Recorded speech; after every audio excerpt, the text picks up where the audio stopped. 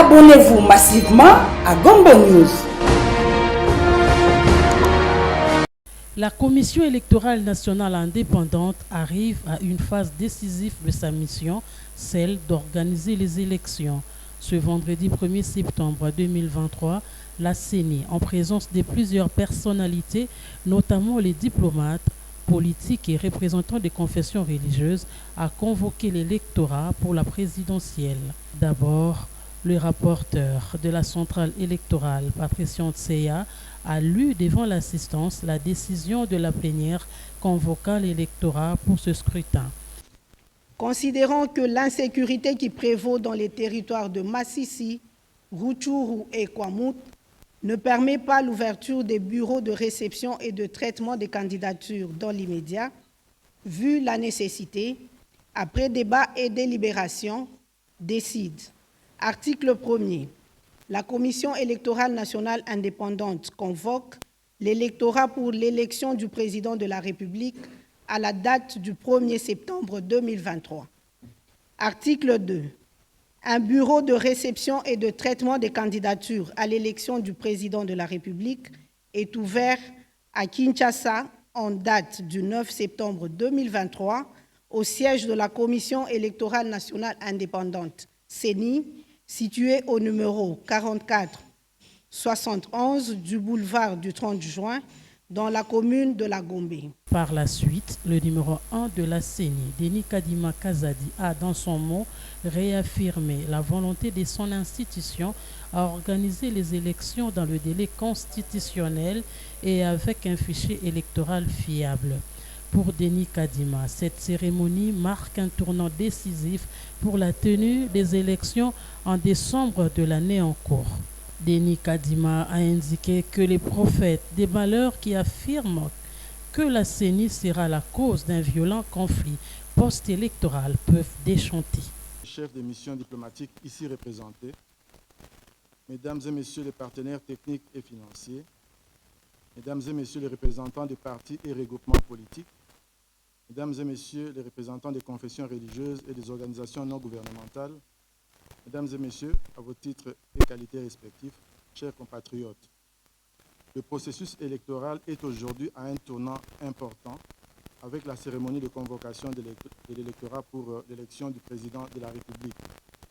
Mais tout d'abord, j'aimerais une fois de plus rendre un hommage aux 33 agents de la Commission électorale nationale indépendante qui ont perdu la vie lors de l'opération d'identification et d'enrôlement des électeurs. Ces personnes ont sacrifié leur vie pour consolider la jeune démocratie qu'est la RDC.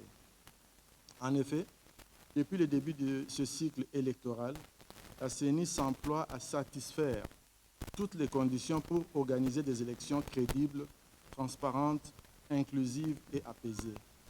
Ces agents et cadres ne ménagent aucun effort pour mettre en œuvre les opérations inscrites dans le calendrier électoral publié il y a près d'une année et ainsi répondre aux aspirations du peuple congolais. Le grand défi pour la CENI et pour toutes les parties prenantes au processus électoral demeure la tenue des élections dans le délai constitutionnel sur base d'un fichier électoral fiable et des candidatures aux différents scrutins certifiés et sans exclusive. La CENI a démarré ses opérations en procédant à une évaluation sans complaisance de la situation de départ, le corpus des textes juridiques disponibles, son organisation et son fonctionnement, ses moyens techniques et financiers, tout en étant consciente qu'elle allait devoir se livrer à une course contre la montre. Nous sommes aujourd'hui à 110 jours du jour de vote. La CENI s'est fixée pour objectif primordial d'améliorer la qualité du processus électoral avec, entre autres, la prise en considération des observations et recommandations faites par les missions d'observation électorale et les autres parties prenantes. Chers compatriotes, pour mémoire, retraçons ici les principales innovations. La CENI s'est dotée d'un plan stratégique qui explique clairement sa volonté de changement en créant une nouvelle image et en développant ses relations avec les parties prenantes pour une plus grande confiance. En matière de gouvernance, la CENI s'est dotée d'instruments de bonne gouvernance notamment en activant une cellule de gestion et de passation des marchés publics. Pour pérenniser son action, la CENI a investi en acquérant un entrepôt central de 20 000 mètres carrés et acheté puis rénové le bâtiment de son siège national auparavant loué qui abrite la cérémonie de ce jour. En matière technique, la CENI s'est attelée à actualiser ses cartographies opérationnelles. Cette opération a permis de disposer d'un outil de travail performant pour organiser principalement l'identification et l'enrôlement des électeurs. La cartographie a offert aux parties prenantes au processus électoral un instrument de surveillance garantissant la transparence des scrutins. Autre innovation technique, les équipes de la CENI ont produit une application mobile de pré-enregistrement qui a permis de résorber les longues files d'attente devant les centres d'inscription. En matière de communication, la CENI a redynamisé les cadres de concertation avec les partis politiques, la société civile, le monde scientifique, les personnes vivant avec handicap et autres personnes vulnérables ou encore les jeunes. Ces cadres de concertation se sont tenus aussi bien à Kinshasa que dans les 25 autres provinces de notre pays. Considérant le travail déjà accompli, il y a plusieurs raisons qui doivent pousser les parties prenantes à soutenir ce processus pour qu'il arrive à terme. En voici quelques-unes.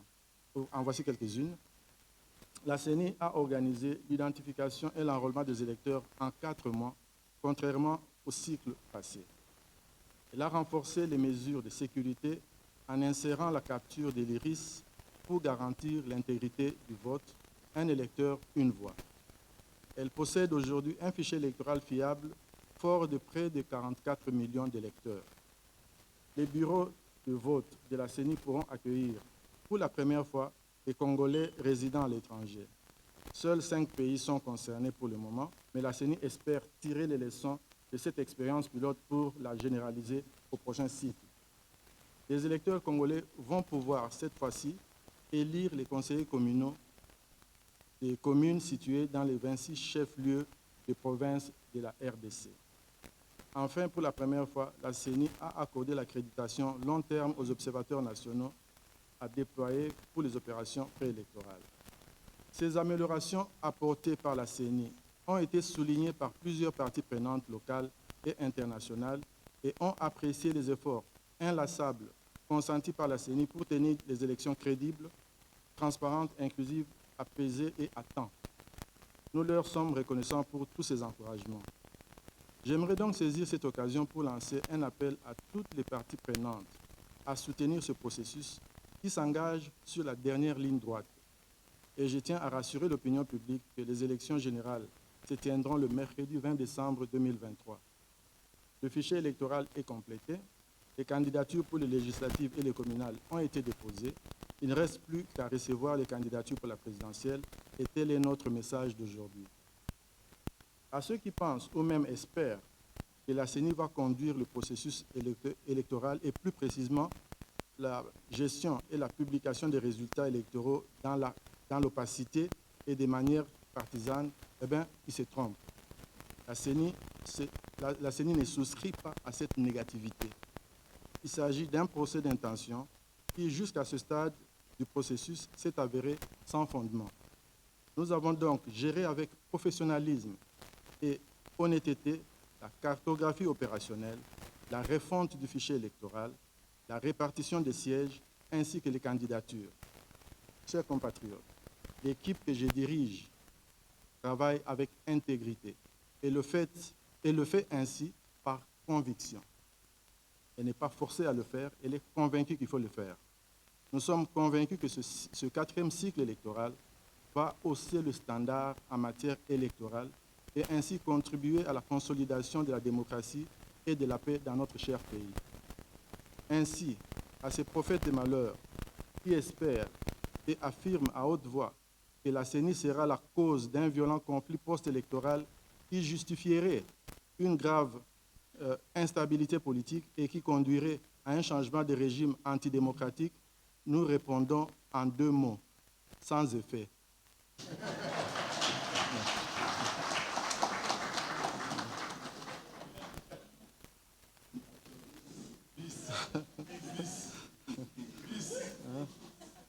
Oui, je vais répéter. OK. Ainsi, à ces prophètes de malheur qui espèrent et affirment à haute voix que la CENI sera la cause d'un violent conflit post-électoral qui justifierait une grave instabilité politique et conduirait à un changement de régime antidémocratique, nous leur répondons simplement en 2 mots, sans effet.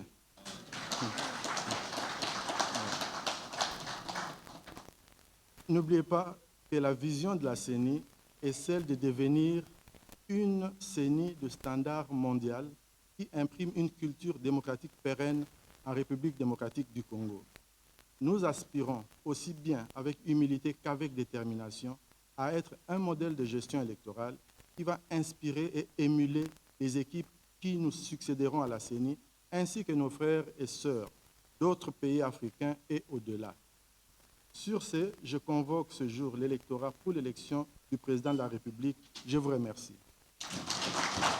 On consiste à considérer que la CENI vient de faire franchir une nouvelle étape dans le processus devant conduire à la prochaine ou aux prochaines compétitions électorales prévues en décembre 2023.